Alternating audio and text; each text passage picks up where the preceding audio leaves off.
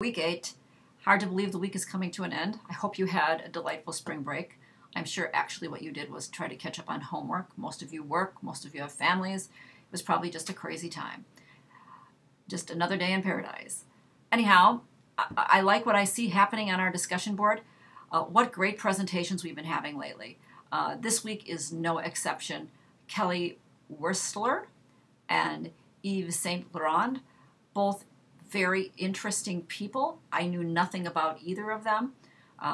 Clearly the story about Yves Saint Laurent, that video, was moving, and how he was so engaged in what he did, such passion, and how he took negative events and he wouldn't say no.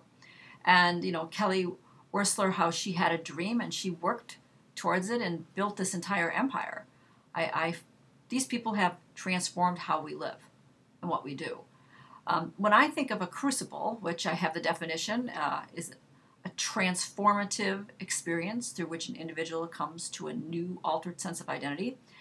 I thought about this for a while, and if I was in a face-to-face class, I would tell you this story. So you might ask, why am I in education today? Why am I at this age working on a PhD?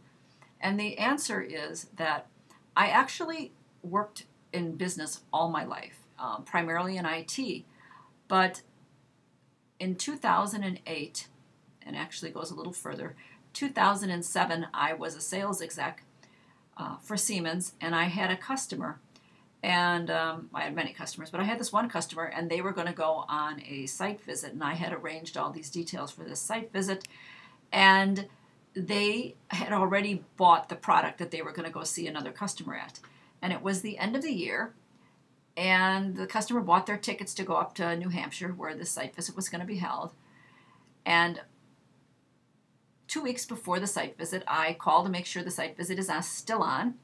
I called my people, Siemens people, and they said, "Oh, didn't anybody tell you that this site visit was given away to another customer who might buy the product, and since your customer already bought it, you've been bumped from the schedule?" No one told me this. So the long story short is that I ended up taking the fall of this particular snafu. The customer was really angry. They had made all these plans and travel arrangements. No one would fess up to saying that they were supposed to have told me. Somehow I was supposed to just know this. I probably should have been more vigilant. But what occurred is in 2008, then, when the company was starting to downsize, I lost my territory. And the territory that they offered me was a territory that was a nationwide territory that would have had me flying all over the country. And I had at that time, a 5th grader who was really struggling. And it was very difficult. It was making a decision between taking this national territory or losing my career. And that was just when the economy went really south, and it was almost impossible to find a new job. So this event caused me to rethink my entire life and my entire career. And thus, I got very engaged while my child was having trouble with school, and I got involved in learning. Thus, that is why I'm here at Marymount. But it was because of the negative event of what happened with that customer that caused me to lose my territory, that then caused me actually to make a change in my job.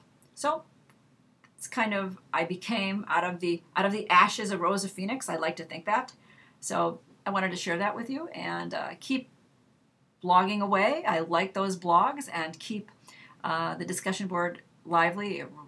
It's a really great discussion board again this week. Thanks, and have a great weekend. Bye-bye.